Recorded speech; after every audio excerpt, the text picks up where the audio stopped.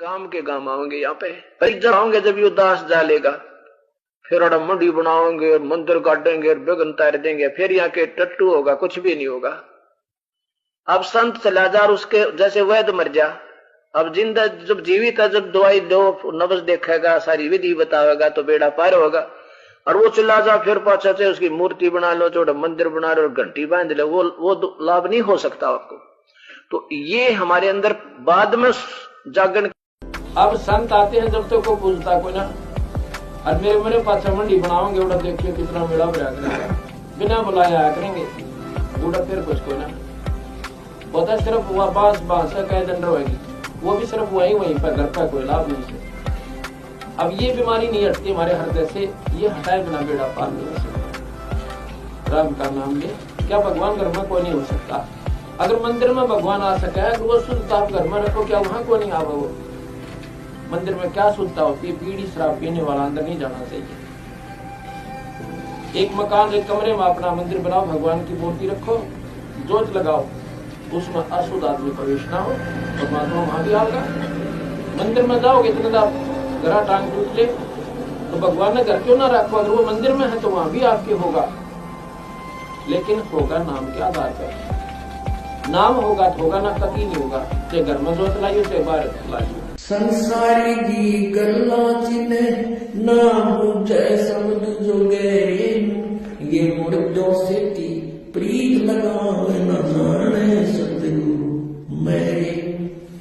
अब जो मर के उनकी मंडी बना रखी गाँव में, बाबा जी राम करता तपस्या करा करता है, और वो समाज पूजा करो, रब आदमी कुछ तो दिमाग तो सोचो। जैसे कोई वैद्य था और वो लोग देख कर दवाई बता देता था, रोगी स्वस्थ हो जाता था, बहुत अच्छी बात है। उसकी मृत्यु के बाद उसकी समाधि बना के जहां उसको अंतिम संस्कार करते या उसको प्रेत यादगार बना कर मूर्ति स्थापित करते, और फिर कोई उसने पूजन जावे वैद्य ने, क्या वो रोग काट देगा? क्या वो दवाई बता देगा? नब्ज देख लेगा आपकी? नहीं देख सकता। तो जैसा वो वैद्य था, ऐसा ही वैद्य वर्तमान का खोजना पड़ेगा, तो जाते नब्ज देखकर दवाई बता रहा। तो परमात्मा यही कहा करते, तुम इन मुर्दों की पूजा करते हो, तुम मुझे जिंदे न पूजो, मैं सारी बात बताऊं, विधि बताऊं तुम्हारी, और मोक्ष करूं। अभी न बेराह गरीबदास जी आए थे, दो संतों का प्रमाण मिला है जो सारे हरियाणा में पार हुए, एक संतोष दास, एक कलाहौड़ के अंदर उसका बनखंडी दास, उन दोनों आके वहां आश्रम बने हुए, वो भी इतने पार हुए से वो फिर जन्म लेना से उन्होंने। यानी हम डटते नहीं हो संत की मर्यादा पे, और फिर दोबारा उनको पार करेंगे। तो अब बताओ, इब हम भी फेल हो ऐसा, हम तो कुछ भी जीव नहीं उनके सामने, बंद भगवान खुद आए, उन पर विश्वास नहीं किया हमने, इसी प्रकार नहीं मानते, क्योंकि हम फिर उन संतों के चक्कर में पड़े हैं जिनको बड़ी बड़ी जटार लटार धारावाहिक वो चालाओं से तनों को नारा संत तो वो सब, ये तो एक साधारण जाट से, ये तो जमींदार मेरे हार, ये तो फलानी का दो छोरा से, ये तो दोता है ना हमारे गांव का। गरीबदास ने नो क्या करते, राज वहां मंदिर बनाकर माथा टेकना सा, नाक रगड़े से उसके आगे जा गए। और ये फेल होता, भगवान आता है तो क्या सींग लगा का आवेगा या कोई और काम करके आवेगा, वो कारण होता है। पर उस समय हम फेल हो जाते हैं, फिर उड़ा मंदिर बनाते हैं, मूर्ति लावा सा, फिर पूजन लाग जावा, समय जब मानते नहीं उसकी एक भी। अरे एक मान लेते तो एक का पार कर दे, इतना बड़ा ग्रंथ लेके बंदी छोड़, क्या उन्होंने बताया नहीं होगा? क्या उन्होंने समझाया नहीं होगा? दुनिया को बहुत कहा होगा, पर हमारा जो उल्टी बुद्धि फेर रखी काल ने, या सुलटी होना मुश्किल से, भक्ति मुश्किल नहीं है। मकर तार में ही मैदान सूर्य संत मेरे नो मुर्दों जो मर गए संत बाबा जी अपने पितर पूर्वज, उनकी मंडी बना कर माथा टेक टांड है, मुर्दन पूजे। और संत जीवित है, आप जो दुख बताओ उसका समाधान बताओ, और साथ में नाम बताओ, मंत्र दे, और उनकी पूजा ना करते, उनको नहीं। इसीलिए मतलब है कि हमारे पूज्य गुरुदेव जी ने हमें उनकी वाणियों को पढ़ने का आदेश दिया हुआ है, ये नित्य नियम का गुटका बनाया हुआ है, सत्संगों में जिक्र किया है। अन्यथा हमें तो गरीबदास जी की वाणियों से भी कोई लेना देना नहीं, हमें तो हमारे गुरुदेव भगवान और उनके सत्संग ही काफी हैं उतारने के लिए। तो इस सत्संग में संत रामपाल जी भगवान ने स्पष्ट रूप से मना कर दिया सीधा सीधा गरीबदास जी का, हरिदास जी का नाम लेके उनको मुर्दे की संज्ञा दे दी कि उन मुर्दों की पूजा करने से अब कुछ नहीं मिलेगा। कोई हरिदास पूजे, कोई गरीबदास पूजे, कोई बालाजी पूजे, यानी हनुमान जी की भक्ति की श्रेणी में गुरुदेव ने गरीबदास जी की वर्तमान में यदि कोई साधना कर रहा है, कोई रैली, पूजा, शोभा यात्रा, बोध दिवस मना रहा है, तो परमात्मा ने हनुमान जी की श्रेणी में गरीबदास जी को लाके खड़ा कर दिया। चाहे हनुमान पूज लो, चाहे गरीबदास पूज लो, बराबर है। स्पष्ट मना कर दिया गुरुदेव ने। एक बार फिर से सुन लो, बुखार ज्यादा है तो उतर जाए। मानी तो अब ये क्या बताते हैं कि संसारी की गल्ला चिन्ह ना बुझे सब जो गहरे नु, और मुर्दे से ती प्रीत लगावे न जाने सतगुरु मेरे नु। अब जैसे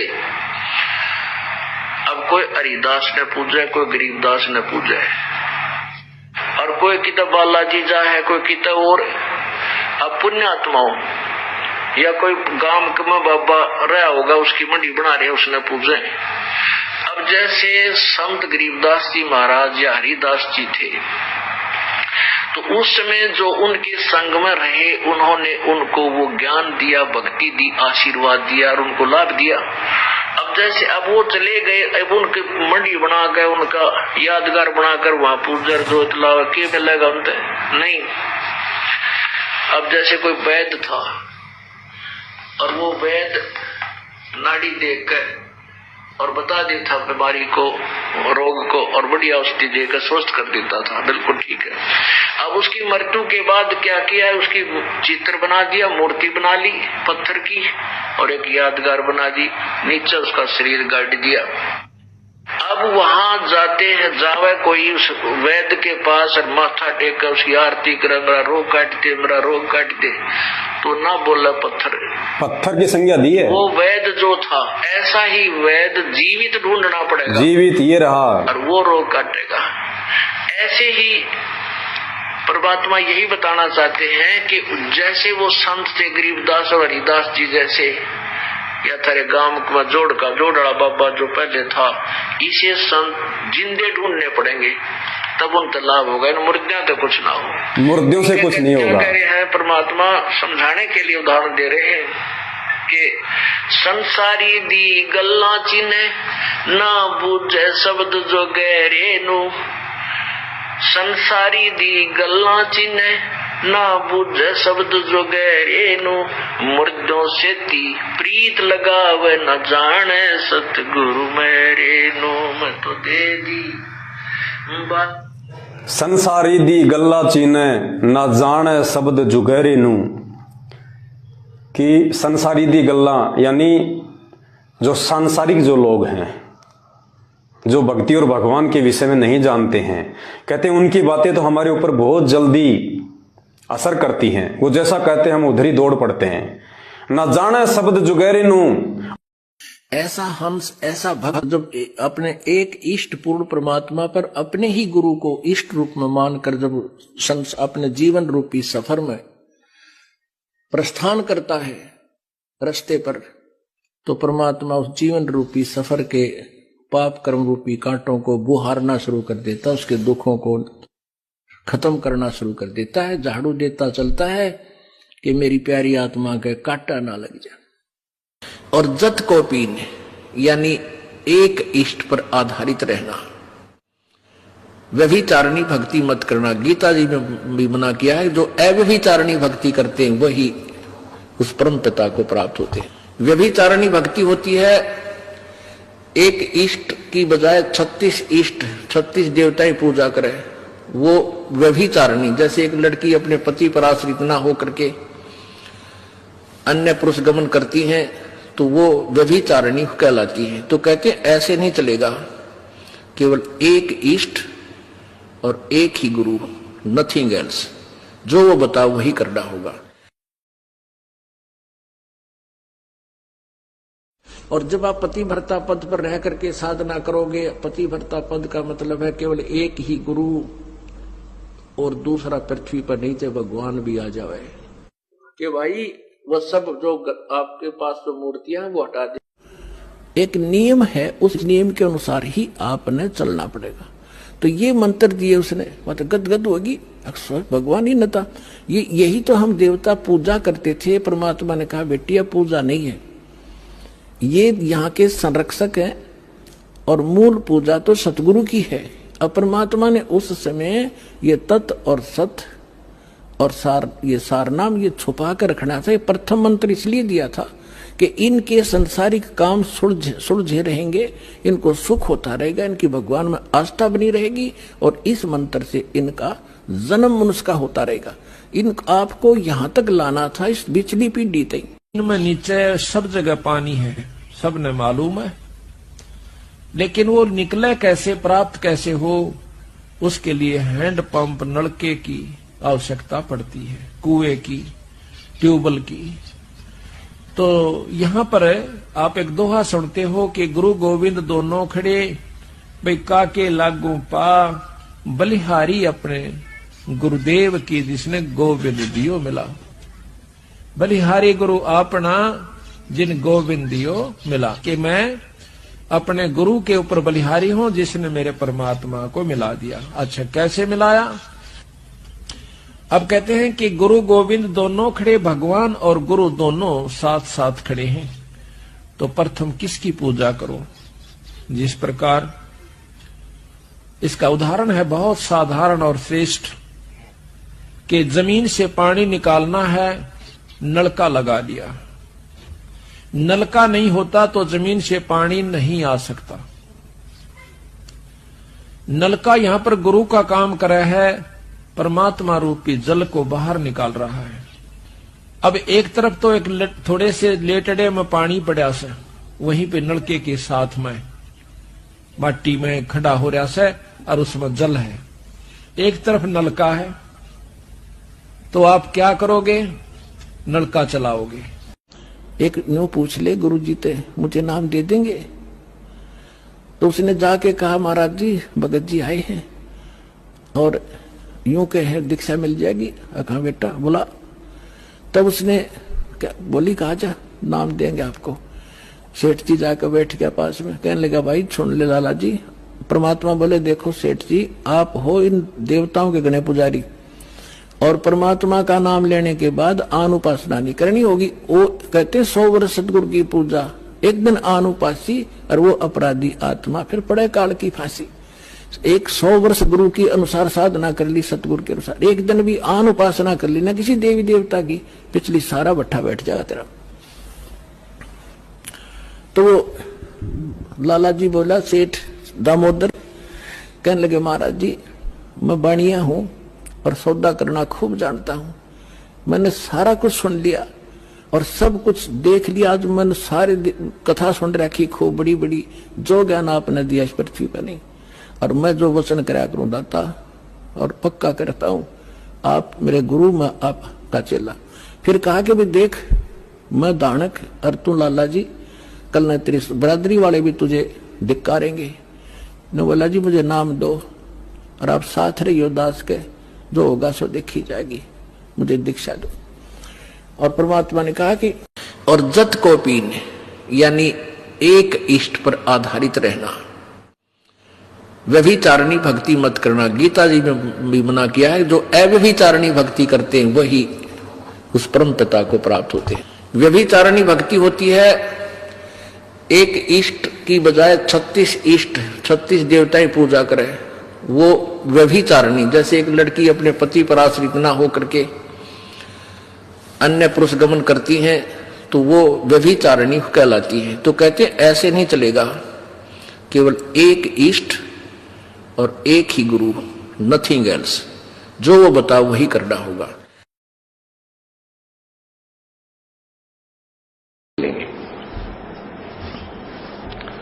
तो 600 वर्ष पहले आकर परमात्मा 64 लाख को की बैटरी चार्ज करके चले गए। वो पार तो नहीं हुए, ना होने थे, क्योंकि जब तक हम प्रेजेंट गुरु को परमात्मा तुल्य मान कर उसके प्रति व्यवहार नहीं करेंगे, हम पार नहीं हो सकते। चाहे कितनी भक्ति कर ले, भक्ति अलग चीज है, वो आपको मिल जाएगी, लेकिन पार होने के लिए आपको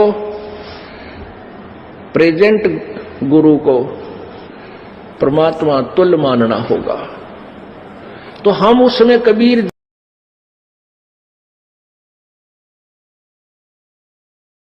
और केवल कहते हैं गुरु की पूजा में सब पूजाएं आ जाती हैं, कि उसमें इतना ज्ञान था नहीं।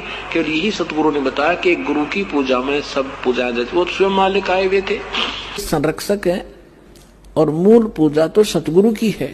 और परमात्मा ने उस समय ये तत्व और सत और सार कि जैसे आप जी परमात्मा के पास जाओगे, सबसे पहले वहां आपकी परीक्षा होगी। ये दास के रूप में परमात्मा त्रिकुटी पे मिलेगा आपने, और जैसी भावना आपकी यहां होगी ऐसा ही अंतःकरण में वो ज्यों का त्यों स्वभाव मिलेगा। तो वहां आपकी परीक्षा होगी, और वहां भी आप जैसे आज इस दास के साथ व्यवहार कर रहे हो तो वहां भी ऐसा ही करोगे, बट नेचुरल।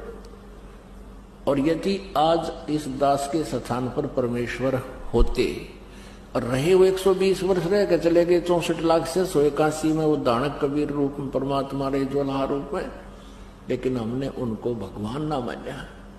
बहुत से हमारे काम भी ठीक हुए, मुर्दे जीवित करे परमात्मा ने, लेकिन हमने उस मालिक को भगवान नहीं माना। यदि हम उनको प्रभु मान लेते तो यह समस्या उस दिन हल हो जाती। हमने उनको भगवान नहीं माना, जिस कारण से आज तक हम उलझ रहे हैं। और इसलिए परमात्मा कह रहे हैं कि गुरु जो मेरा संत होगा, मेरा भेजा हुआ, उसके में नीचे सब जगह पानी है, सबने मालूम है, लेकिन वो निकले कैसे, प्राप्त कैसे हो, उसके लिए हैंड पंप, नलके की आवश्यकता पड़ती है, कुएं की, ट्यूबवेल की। तो यहां पर आप एक दोहा सुनते हो कि गुरु गोविंद दोनों खड़े, भाई काके लागू पा, बलिहारी अपने गुरुदेव की जिसने गोविंद दियो मिला। बलिहारी गुरु आपना जिन गोविंद दियो मिला, कि मैं अपने गुरु के ऊपर बलिहारी हूं जिसने मेरे परमात्मा को मिला दिया। अच्छा, कैसे मिलाया? अब कहते हैं कि गुरु गोविंद दोनों खड़े, भगवान और गुरु दोनों साथ साथ खड़े हैं। तो प्रथम किसकी पूजा करो? जिस प्रकार इसका उदाहरण है बहुत साधारण और श्रेष्ठ, कि जमीन से पानी निकालना है, नलका लगा दिया। नलका नहीं होता तो जमीन से पानी नहीं आ सकता। नलका यहां पर गुरु का काम कर रहा है, परमात्मा रूपी जल को बाहर निकाल रहा है। अब एक तरफ तो एक थोड़े से लेटड़े में पानी पड़ा से, वहीं पे नलके के साथ में माटी में खड़ा हो रहा से और उसमें जल है। एक तरफ नलका है, तो आप क्या करोगे? नलका चलाओगे, उस लेट के पानी न नहीं पियोगे। कहते हैं गुरु गोविंद दोनों खड़े, किसके लागू पा, और बलिहारी गुरु अपना जिन गोविंद दिया मिला।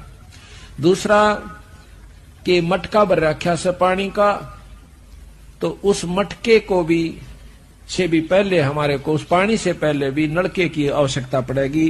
अगर नलका ना होता तो पानी नहीं निकलता। किस प्रकार? नलके से पानी निकालने के लिए प्रथम नलके की पूजा करनी पड़ती है। नो देखना पड़ा कि इसका नट तो नहीं निकल रहा से, हथड़ी ठीक से कि नहीं से, और फिर वह हिलाना पड़ेगा हैंडल, जब परमात्मा रूपी पानी यानी बाहर आवेगा। इसी प्रकार गुरु से पहले, राम से पहले, भगवान से पहले गुरु पूजनीय होता है। बोलो सतगुरुदेव की जय हो।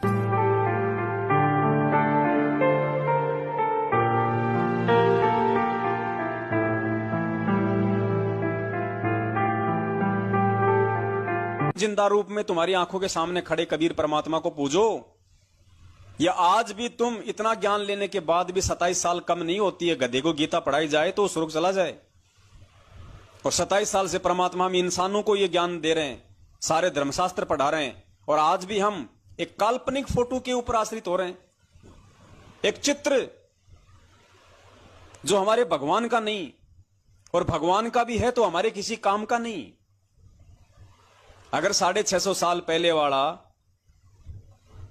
ये चित्र जो हम मानते हैं कि ये कबीर जी की असली फोटो है, तो भी हमारे किस काम की? जब वही कबीर आज साक्षात हमारे सामने प्रकट है, तो उसी परमात्मा की 650 साल पुरानी फोटो हमारे क्या काम की? हम क्यों उस फोटो का जून के महीने में प्रकट दिवस मनाएं, उस फोटो को क्यों हम अपने घर में रखें? अगर फोटो को हम घर में रखेंगे, दरबार में रखेंगे, तो हमारी सुई जाएगी दो पे। जब हमारा परमात्मा एक है, हमारा इष्ट एक है, हमारा गुरु एक है, तो दूसरे को घर में रखने का फायदा क्या? जब भी उसको देखोगे आपका ध्यान डाइवर्ट होगा, आपका प्यार बटेगा, आपकी आस्था बटेगी। अरे किसी आदमी की 2 पत्नियां हैं, अब बताओ वो प्यार उस आदमी का बटा कि नहीं बटा उन दोनों में?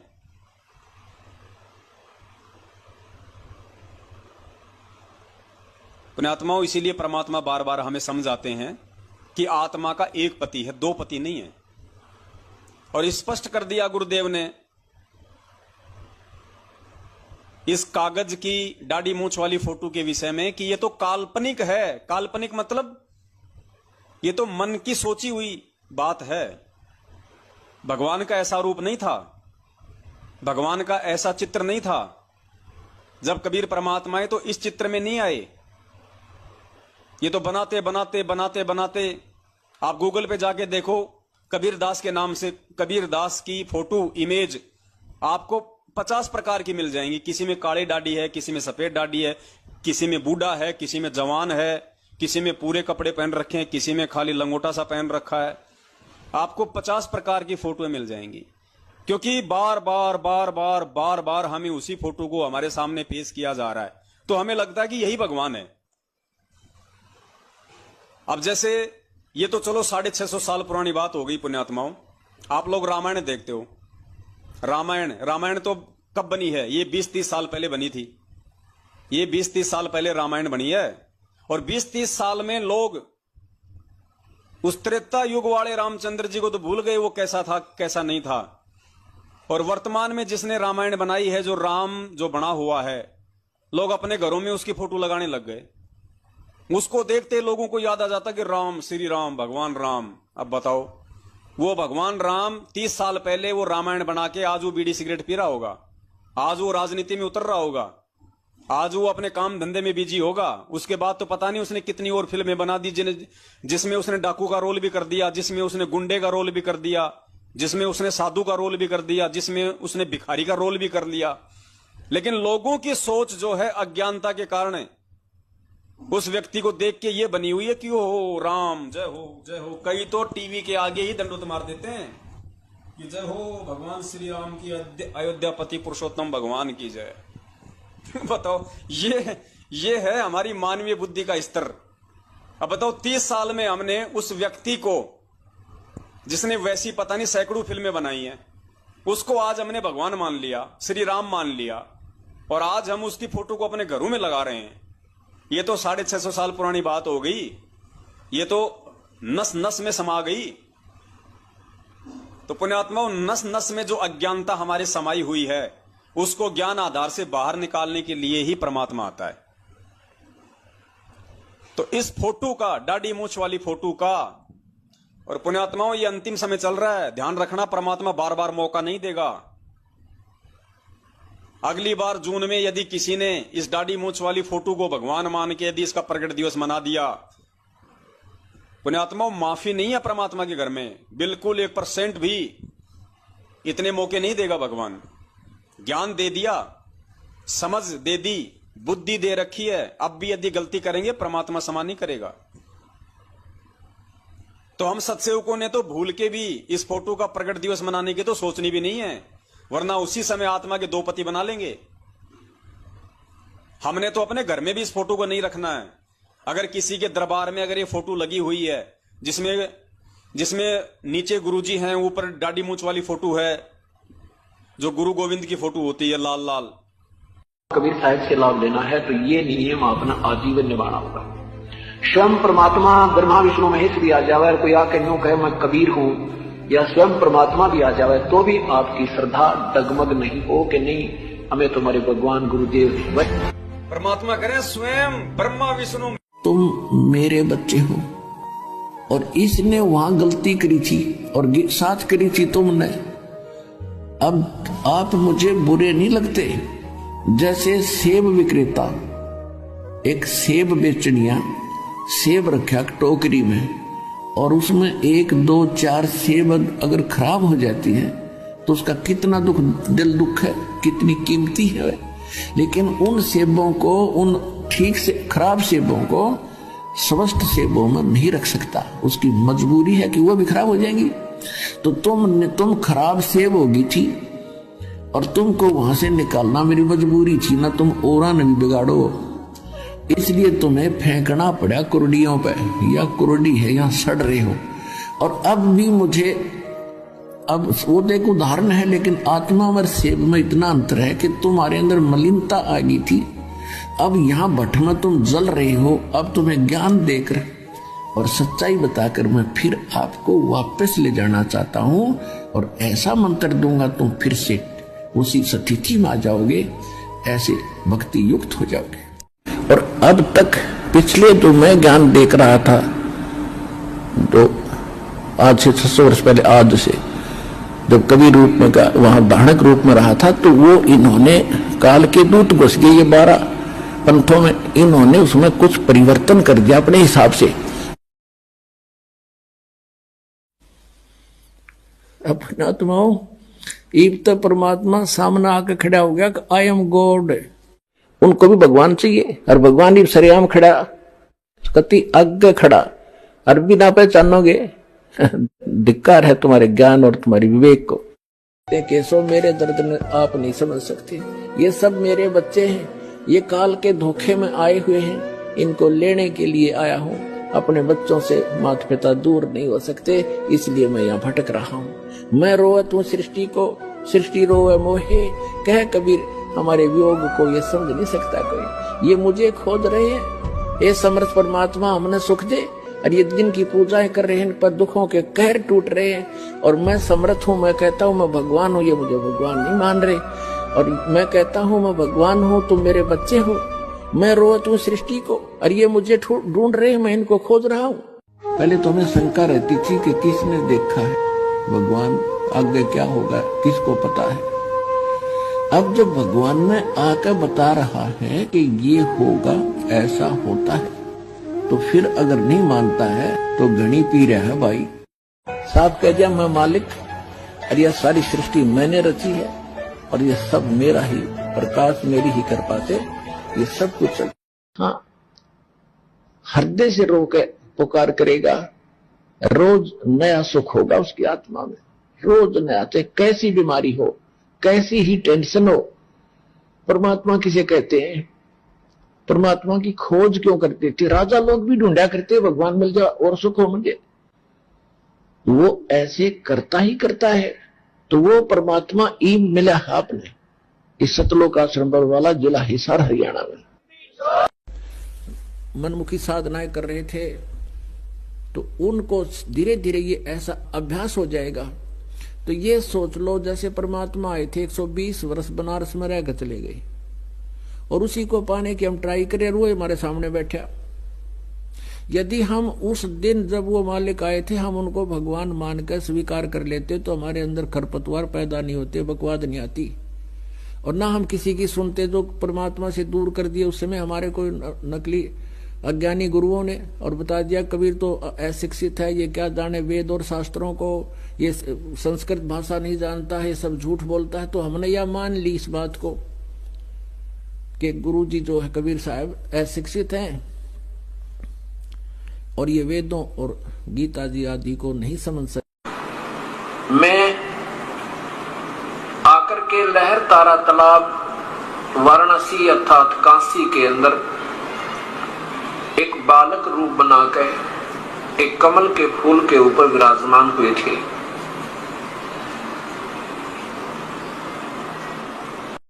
मैं जब यहाँ आया ना, मुझे कोई भी सत भक्ति मार्ग पर प्राणी नहीं पाया भाई, जिससे मैंने वो अपनी उआ बाई कहे और मैं बताऊं साची मुझे मारने को दौड़े।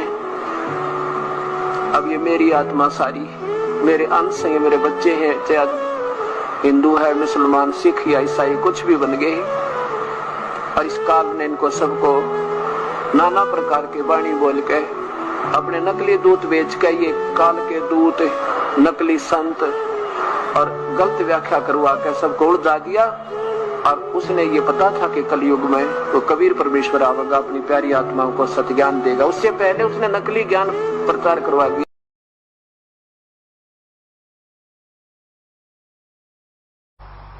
ये नियम है ईश्वर का। गुरु मानुष कर जानते ते नर कहिए अंधे, वह दुखी संसार में आगे यम के फंदे।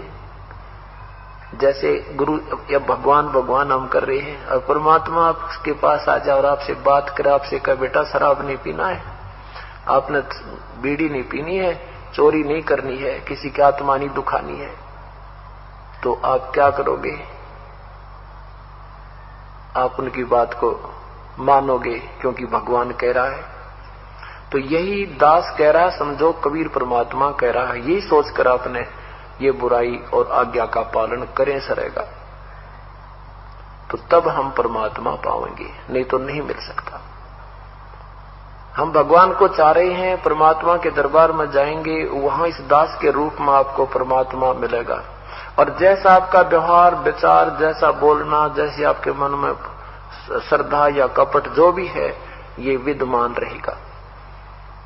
और यदि आपने यहीं से वो रिहर्सल कर ली कि कबीर ये परमात्मा है, बस परमात्मा के समक्ष कैसे बोलते हैं, कैसा व्यवहार करते हैं, निष्कपट बात करते हैं, संत के सामने झूठ बोलने की कतई आवश्यकता नहीं होती, वो आपका पाप ही होता है। हम कोई ऐसी आपके ऊपर कोई पाबंदी या ऐसा कोई वस्तु नहीं थोपते जिससे आपको झूठ बोलनी पड़े, और नहीं हम कभी ऐसा कुछ कहते भी दान करो या इतने पैसे दे दो जिससे आपको झूठ बोलनी पड़े या आनाकानी करनी पड़े। नहीं, केवल जो आपका आत्म कल्याण हो सकता है उतनी ही बातें आपको कहेंगे, उतना, और वो भी नहीं करोगे तो फिर आप अधिकारी नहीं हो।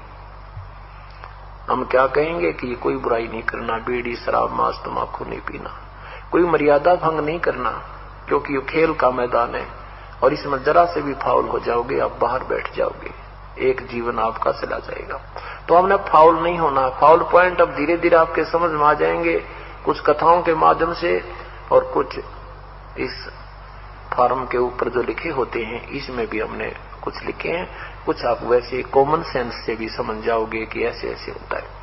एक भक्त नाम लेने, उसको कहा भाई मैं तेरा नाम टूट गया, और 1-1.5 वर्ष से नाम दे रखा, ने बोला नो कुकर टूट गया। अरे तेरा गजब भैया, गुरु जी कह रहे भी तेरा नाम खंड हो गया, और आगे से ये बोल रहा है नो कुकर टूट गया। अरे तेरा नो कह दी हाँ जी कोई गलती बन गई होगी और आगे नहीं करेंगे। ये तो कुछ बात बोलना भी नहीं सीखा अभी तक तो हमने, और अब बात देखें सार नाम प्राप्ति की, सार नाम मिलेगा ये मेरी मर्जी से होगा। और सतनाम तक का फिक्स टाइम हमने रखा हुआ है, प्रथम मंत्र उसके 4 महीने के बाद, और ज्यादा से ज्यादा 6 महीने के अंदर आपने वो ले लेना चाहिए, उससे डेट नहीं होना चाहिए। फिर आप में लगन नहीं है, जो कई तो भक्त ऐसे हैं जी 2 दिन पहले आ खड़े होते हैं जी, 2 दिन रह रहे हैं, दे दो कर दो दया, हम कहते हैं नहीं भाई पूरा टाइम ऑन दे, अच्छा जी। और कई 6-6 महीने 7-7 महीने वहां नाम दूसरा या देना रहा लेना। अरे तेरा गजब हुई, फिर तू भक्ति का रंग ड्रामा कर रहा है, एक अनमोल वस्तु के पीछे रह रहा है। आपकी प्रमोशन होनी होंगी या दिन गिन भाग जा, कई दिन रह रहे हैं, तो ये आप तो आपको लगन नहीं है। तो ऐसे कुछ आपके अंदर श्रद्धा हम देखते हैं, तब सतनाम आपको 4 महीने के अंदर अंदर ले लेना चाहिए। और फिर सार नाम ये दास देगा जब आप योग्य हो जाओगे। सार नाम के लिए आपने बहुत विनम्र, आपके अंदर भक्ति की कमाई भी बढ़नी चाहिए, कति मन में सतगुरु और परमात्मा एक हो जाने चाहिए, और विनम्रता आ जाएगी तब ये सार नाम काम करेगा। जैसे डॉक्टर के पास मरीज जाता है, उसका फोड़ा हो गया, डॉक्टर कहता है चीरा लगाना पड़ेगा, लेकिन अभी चीरे के योग नहीं हुआ है, 2 दिन की दवाई दे जा। वो 2 दिन के बाद आता है, फिर भी देखता है कि अभी भी ऑपरेशन योग्य नहीं है, फिर कहता है 3 दिन की दवाई फिर ले जा। और डॉक्टर मरीज कहता है जी इलाज दो चीरा, बहुत दर्द हो रहा है, अच्छा बेटा 3 दिन पाछा आ जाइए। फिर 3 दिन के बाद आता भी 1 हफ्ते माना। अब डॉक्टर इतना पागल नहीं है कि उस मरीज के कहने तो चीरा ला देगा, वो अपने हिसाब से देखेगा कि अब ये बिल्कुल योग्य हो गया है तो तुरंत लगा देगा और उसको मवाद काट के सीम देगा। तो ऐसे ही जब आप योग्य हो जाओगे, आप प्रार्थना करते रहिए, लेकिन दास जब चाहेगा तभी ये चीरा लगेगा, अर्थात सार नाम आपको मिलेगा। बोलो सतगुरुदेव की। सतपुरुष तो धर्मदास कति नहीं माने। ये गरीबदास कह दिंदा मैं भगवान सो नो पागल का कहने लग गया उसने, बौड़ी बूझ बौड़िया बंदी छोड़ दे। ने बोला मारा सट्टे यू भगवान से। तो महाराज ने दूसरा तरीका अपनाया कि भाई पूर्ण ब्रह्म ने मैं भेजा। ने बोला भाई तू जा या शक्ति ले जा शब्द की, और इस शब्द का जो तेरे पास है इसका अभ्यास करके और उनको दिखा देगा तो उस शब्द की शक्ति से ये काल तेरे ऊपर कोई असर नहीं करेगा। और इस शब्द को, इस सार नाम को ये जीव भूल चुके हैं, इस सार नाम को दे के आना। जब हम वहां से चले तो कबीर साहब ने कहा था ये नाम और ये शब्द, इस नाम से शब्द प्रकट होगा, उस शब्द में ध्यान लगा लेना, उस शब्द को प्राप्त करना, इसको भूलना नहीं, इस नाम को ना भूलना, सार नाम को। फिर हम आपका वो शब्द जगवा देंगे। तो वो कहते हैं सबसे पहले काल ने सार नाम बुलाया और नाम 1000 चला दिए, सहस्रनामा विष्णु का बनवा दिया, वो अपने अलौक निरंजन अल्लाह खुदा रब कि मैं कहीं जाओ इसने पर पार तो नहीं हो सकते। तो कबीर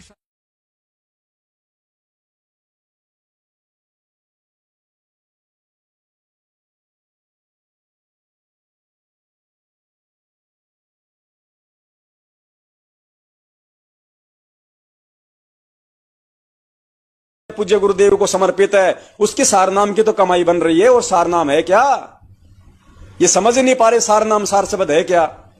अरे सार शब्द रूप तुम्हारा गुरु है। अरे हम हैं शब्द शब्द हम माई और हमसे भिन्न और कछु नहीं। परमात्मा कह रहे मैं शब्द हूं, मेरे अलावा कोई शब्द नहीं है। तो तुम्हारा गुरु जो परमात्मा जो कबीर जी आया हुआ है वो है असली सार शब्द, वो है सौद स्वरूपी राम। और उस शब्द की पहचान कर लो। शब्द की पहचान मतलब गुरु की पहचान कर लो कि गुरु जी कौन है, कोई आम संत है या भगवान है। और जिसने उस संत की पहचान कर ली उसने शब्द की पहचान कर ली। और जिसने शब्द की पहचान कर ली तो उससे बड़ी कमाई और क्या है आपके पास में। पुण्यात्माओं इनके चक्करों में मत पड़ जाना, परमेश्वर के ज्ञान को आधार बनाना। देखना ये लुटेंगे, ये पिटेंगे। ये सार नाम लेने वाले 2019 में 2020 में जब कोरोना आया, हजारों मरे ऑक्सीजन के अभाव में, हजारों कोरोना से एक्सीडेंट में मरे। शब्दी द्वितीय। सार शब्द को खोजकर शब्द में बैठे सो महामुनि निरंजन कहिए। यो सार शब्द सतगुरु कबीर है, लहा जाए तो लही। यो सार शब्द सतगुरु कबीर है, लहा जाए तो लही। यो सार शब्द सतगुरु कबीर है, लहा जाए तो लही।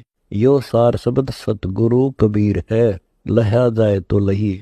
यो सार शब्द सतगुरु कबीर है, लहा जाए तो लही। सिर के सट्टे हाथ आवेगा, इसके खोजे से फिर अधमुखी गर्भवास में नहीं जाओगा। लख 84 मिटेगी, निश्चय कर जानियो। अदली सत्य कबीर कहे हैं, गुलाम गरीबदास के सिर पर रहे हैं।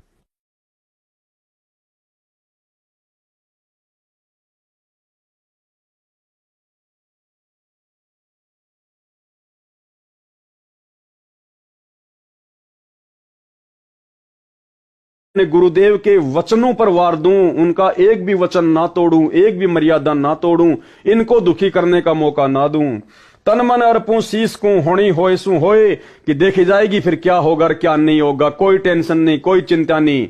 चाहे कोई घर से निकाले, चाहे कोई अपनी जायदाद में हिस्सा दे ना दे, जो मर्जी। कहते हैं मैंने तो अपने गुरु को अपना सब कुछ सौंप दिया, मैं तो उनको समर्पित हो गया।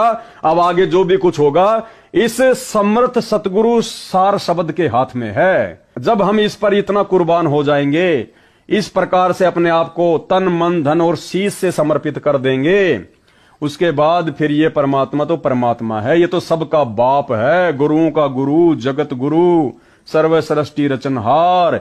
ये तो फिर एक पल में कुछ भी कर सकता है। तो इसको कहते हैं सार शब्द प्राप्त होना।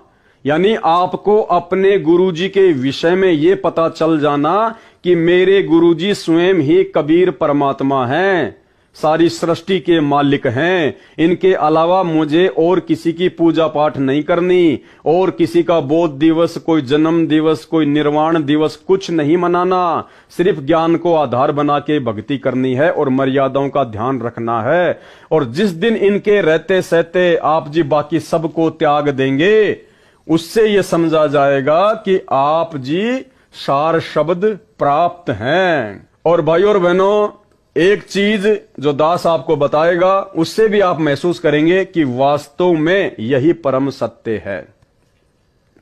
हम अपने गुरुदेव भगवान को ही कबीर परमात्मा मानते हैं, अपने गुरुजी को ही सब कुछ मानते हैं, और हमने ज्ञान आधार से अपने गुरुजी पर विश्वास करके कि ये परम शक्ति है, जो इनके वचन पर चलेगा उसका बाल बाका नहीं होगा। और हमने अपने गुरुजी के अलावा इस कागज वाली फोटो को, जिसको संगत या दुनिया कबीर मानती, हमने रिजेक्ट कर दिया, फेल कर दिया, हमने डिक्लाइन कर दिया, पूजना छोड़ दिया, घर में रखना छोड़ दिया, दंडोत करना छोड़ दिया, हमने कर दिया। हमने यानी सत्सेवकों ने सतगुरु के आशीर्वाद से कर दिया। यानी केवल हम अपने घर पर अपने गुरुजी का फोटो रखते हैं, अपने गुरुजी की हम पूजा करते हैं। 8 सितंबर को गुरुजी का ही सतगुरु प्रकट दिवस मनाते हैं। इस फोटो से हमारा कोई लेना देना नहीं है, ना दंडवत करते, ना घर में रखते, ना दरबार में रखते, ना हम कुछ नहीं करते, आउट। ये हम सत्सेवकों ने अपने गुरुजी के आशीर्वाद से किया, और हमारा कोई बाड़ बाका नहीं है। हमारा विश्वास दिन रात परमात्मा ऊपर बढ़ा रहे हैं, क्योंकि हमें जड़ से विश्वास है कि परमात्मा यदि धरती पर कोई है तो सतगुरु रामपाल जी हैं।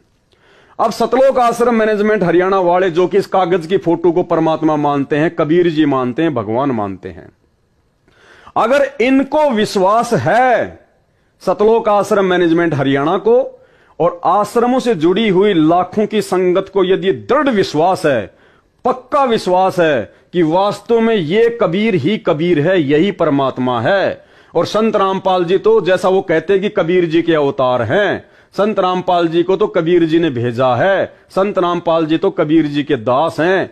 यदि आप लोगों को ये दृढ़ विश्वास है और आप इस कबीर को ही भगवान मानते हैं, तो हम सत्सेवक तो पिछले 5 वर्षों से केवल अपने गुरुजी की पूजा कर रहे हैं, बाकी सब फोटोओं को अपने घर से निकाल दिया। अगर तुम्हें भी विश्वास है तो 5 साल नहीं, केवल 5 महीने तुम अपने घरों से संत रामपाल जी की फोटो को निकाल दो, और जिसको तुम भगवान मानते हो, कबीर मानते हो, तुम केवल इसी की पूजा करो, केवल इसी की पूजा। अपने घर पर इसी की फोटो रखो, आश्रमों में केवल इसी की फोटो रखो, इसी के आगे आरती करो, सब कुछ करो, और इनको छोड़ दो। जैसे हमने उनको छोड़ दिया, उनकी फोटो घर से बाहर निकाल दी, ऐसे ही तुम मात्र 5 महीने इसको भगवान मानो और इनको रिजेक्ट कर दो। अगर तुम्हारे अगर बच्चे तक अगर रोड पे आके ना बिक जाएं तो नाम बदल देना कि हम सत्सेवक हैं। ये तुम्हारी कोई रक्षा नहीं करेगा, तुम्हारे कहीं आड़े नहीं आएगा। हम लोग 5 साल से इसको घर से निकाल के और इनको घर में विराजमान करके भक्ति कर रहे हैं। तुम लोग केवल 5 महीने इसको घर में विराजमान करके और संत रामपाल जी को घर से निकाल के भक्ति करके दिखा दो। तुम्हारे अगर जूते ना बिक जाएं तो कह देना। तो कौन हुआ असली कबीर, कौन हुआ समर्थ कबीर, कौन है वर्तमान में परमात्मा? तो भाई और बहनों, इसलिए गरीबदास जी महाराज जी ने यहां पर इस लाइन में साफ साफ लिखा है, ये सार शब्द सतगुरु कबीर है, लइया जाए तो लइये, समझ सके तो समझ ले। जो डोट लगाए हैं इस स्थान पर वाणी में सार शब्द लिखा है, क्या? सतगुरु कबीर, जो अभी अभी आपको वाणी सुनाई गई है, जिसमें बार बार गरीबदास जी कह रहे हैं कि यो सार शब्द सतगुरु कबीर है, यो सार शब्द सतगुरु कबीर है। तो वो कबीर कौन है और वर्तमान में वो कबीर कहां है, कैसे हम उसको पहचानेंगे, कैसे हम उसको जानेंगे और कैसे हम उसको प्राप्त करेंगे, ये भी परमात्मा ने फिर आगे बताया। तो ये तो उम्मीद करता हूं जितना मुझे मेरे गुरुदेव भगवान सतगुरु रामपाल जी परमेश्वर जी ने सद्बुद्धि दी, उस आधार से मैंने समाधान किया है। यहां पर मुझे तो भली बात समझ में आ गया, बाकी हो सकता है दास से कोई त्रुटि रही हो।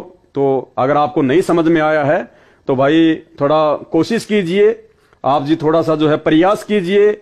अगर आपको दास के समझाने से समझ में नहीं आया तो मालिक के हाथों से जो लिखा हुआ है उसको पढ़ के समझने का प्रयास कीजिए, या सतगुरु रामपाल जी भगवान से सद्बुद्धि मांगिए। तो क्या कह रहे हैं परमेश्वर? गरीबदास जी ने वाणी में कहा है कि यह सार शब्द सतगुरु कबीर है, लइया जाए तो लइये, समझ सके तो समझ ले। जो डोट लगाए हैं इस स्थान पर वाणी में सार शब्द लिखा है, इस पत्र में नहीं लिखूंगा। क्यों कहा परमात्मा ने कि मैं इस 80 पेज के लेटर में इस जगह उसका नाम नहीं लिखूंगा? क्योंकि भाई और बहनों, ये खुलासा सतगुरु रामपाल जी भगवान ने इस पवन दास आपके सत्सेवक भाई को निमित्त बना के ही करवाना था। इसलिए परमेश्वर ने कहा कि मैं यहां नहीं लिखूंगा। अगर गुरुजी यहां पे अगर ये शब्द को लिख देते तो ना तो दास वीडियो बना पाता और ना आप भाई बहन समझ पाते, क्योंकि ये तत्वदर्शी संत है भाई, स्वयं कबीर